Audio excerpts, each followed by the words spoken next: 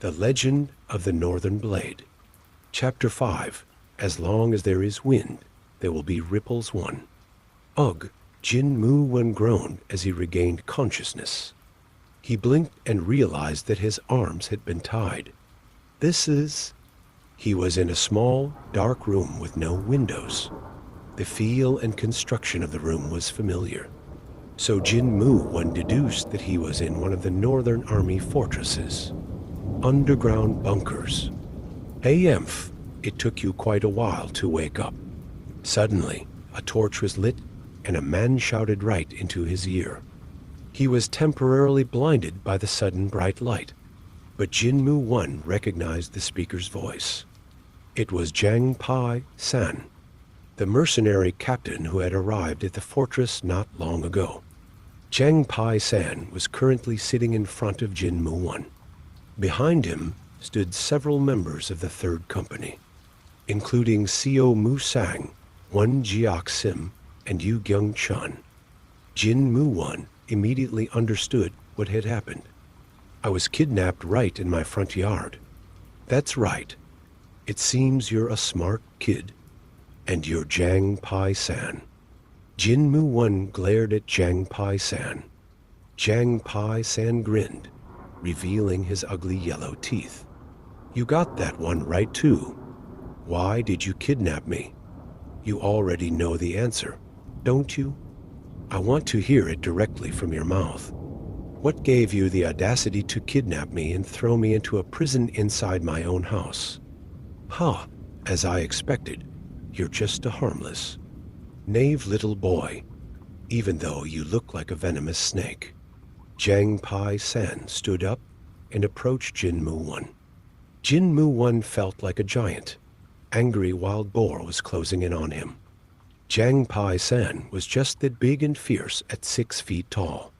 Jiang Pai San grabbed Jin Mu Wen's chin clumsily and pulled his face close, forcing the boy to meet his gaze.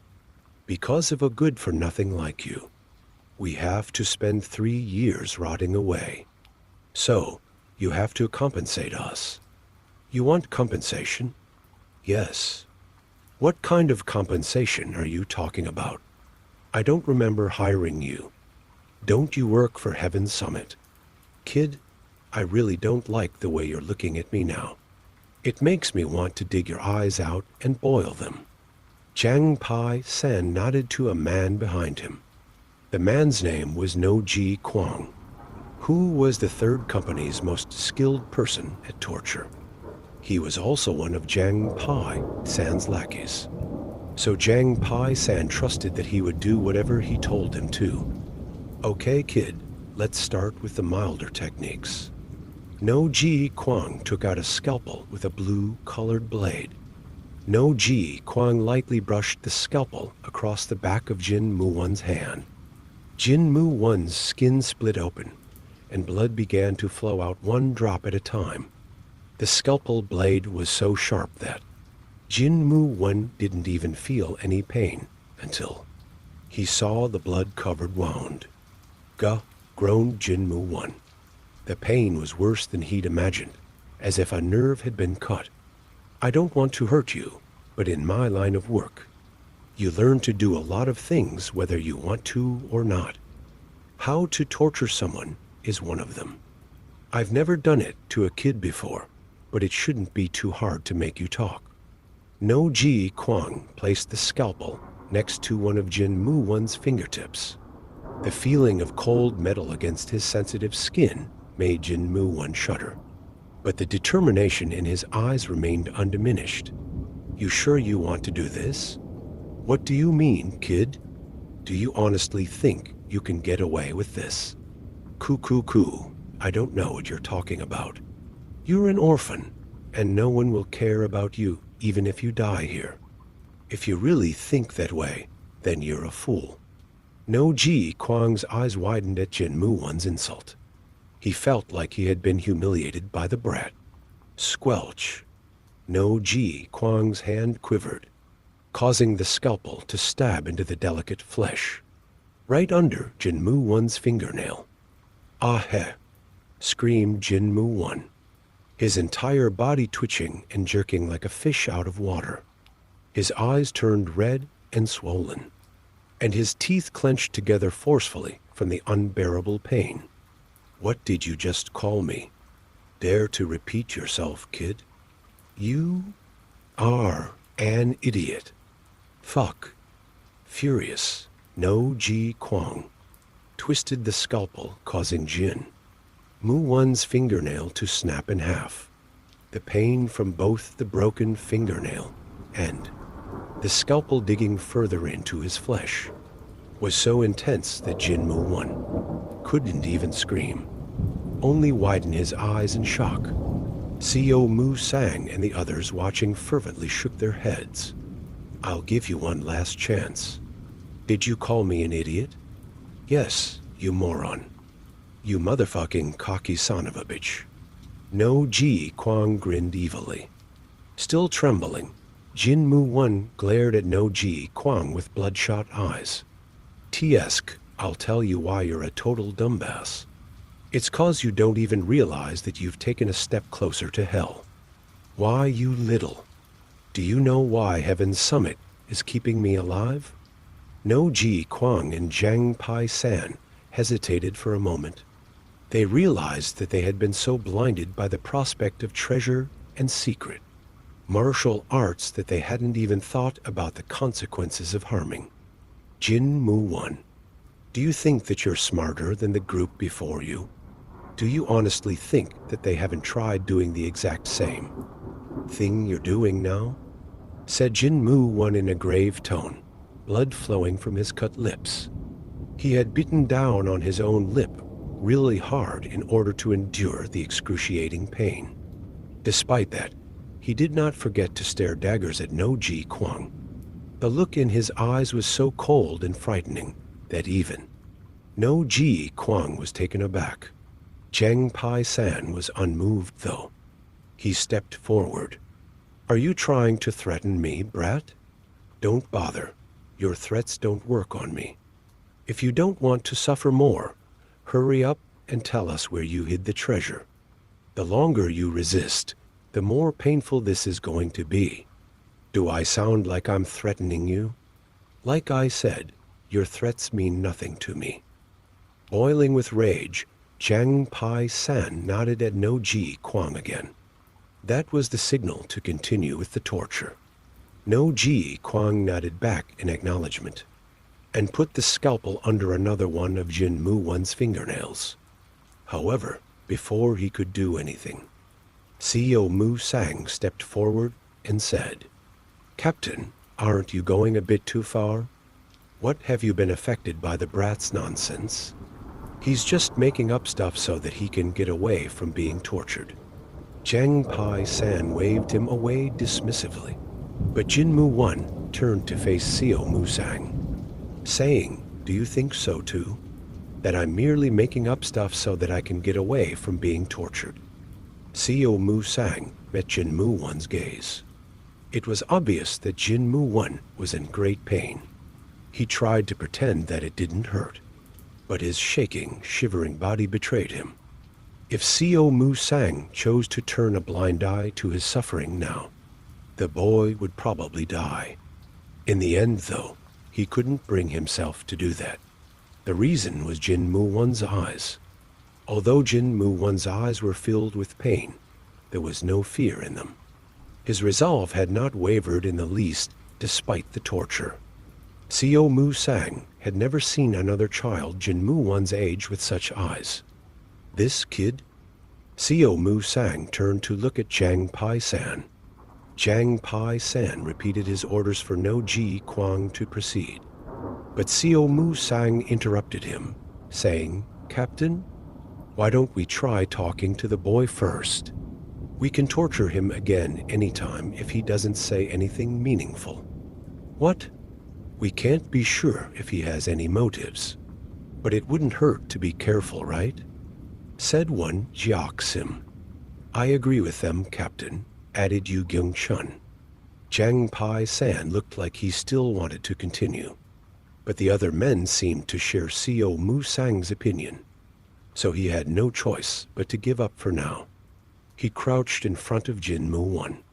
Brat, you better answer our questions properly, or I will cut you up into tiny pieces and scatter them on the plains for the wolf cubs to eat.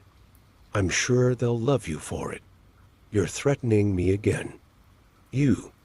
Why do you think Heaven's Summit is keeping me alive? Why did they not kill me after my father's death, even though they literally had hundreds of opportunities to do so?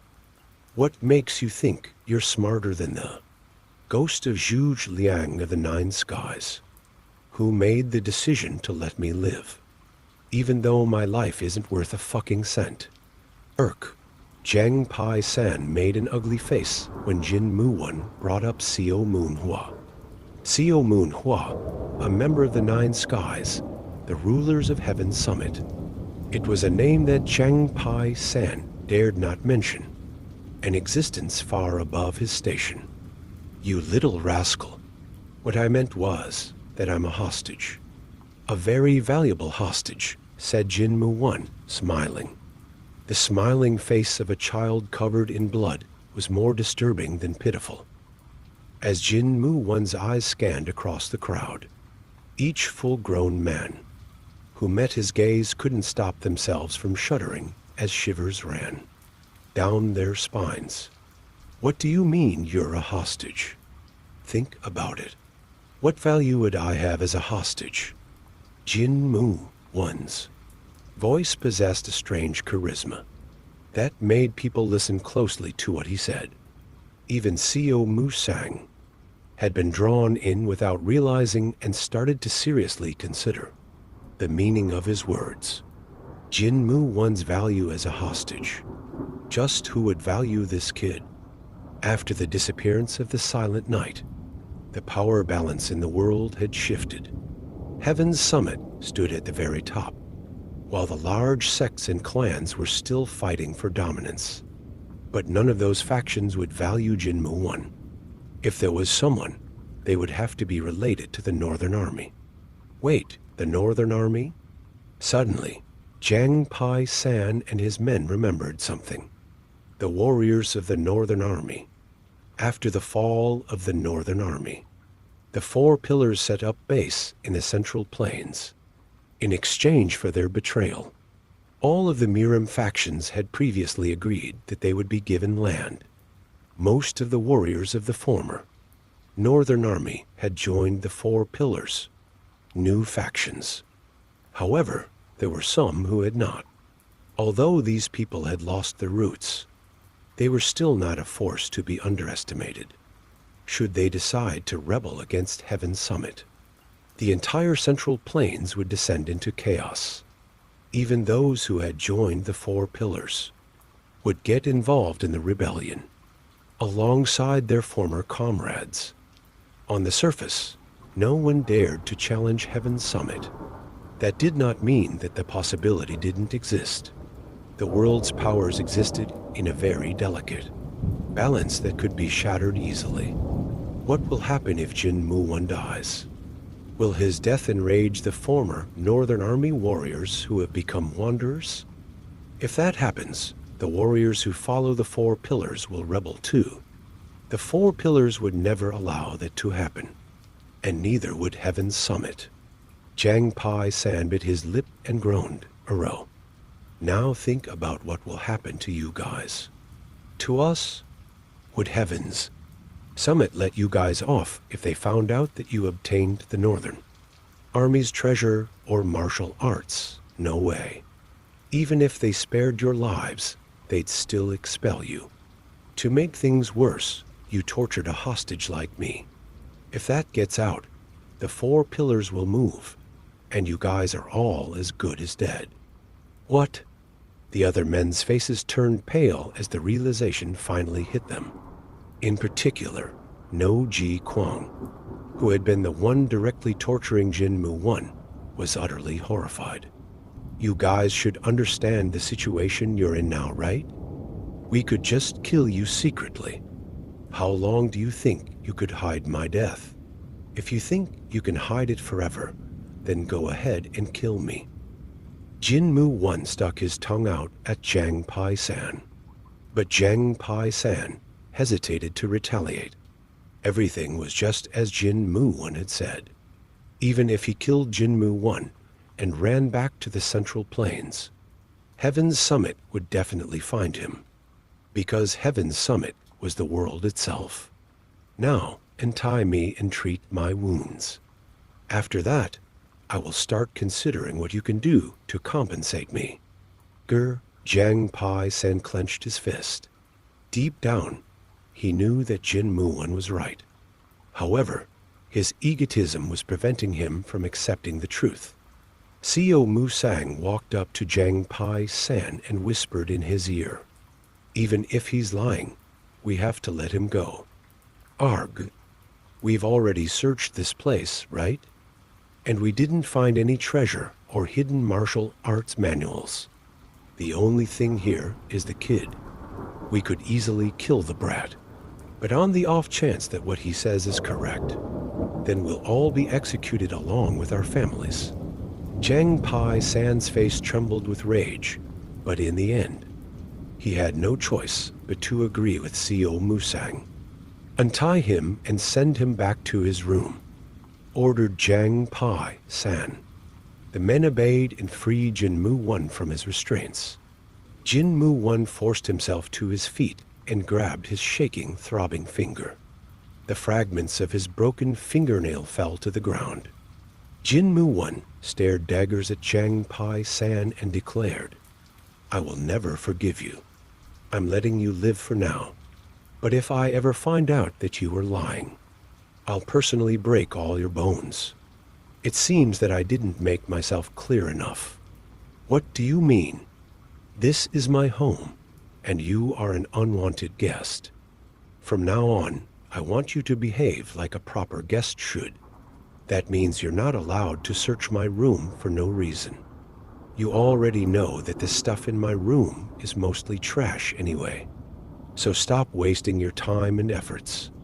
If you can do this, I will pretend that the events of today never happened. Fine, but if you ever piss me off, I will kill you regardless of the consequences. And to hell with Heaven's Summit or the Northern Army, remember that." Jin Mu-Wan walked toward the exit, grinning smugly. Jiang Pai-san watched him go with a terrifying look in his eyes. Suddenly, Jin Mu-Wan stopped in front of Seo Musang. Their eyes met for a moment, but shortly after, Jin Mu-Wan said nothing and left. Puha!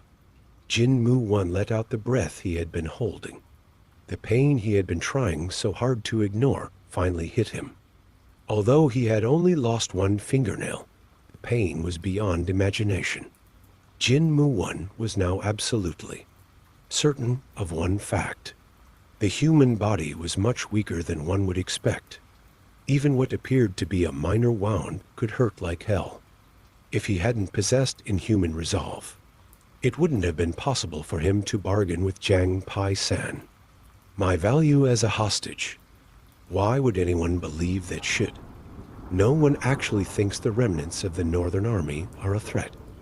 The Four Pillars probably didn't care if Jin Mu-Wan was alive or dead. On the other hand, that meant that he could use their name for his own benefit without problems. Jin Mu-Wan knew that his life was in his own hands. He would have to use every tool at his disposal if he wanted to survive inside his own home. Past and future, that was what he did, and what he would need to keep doing.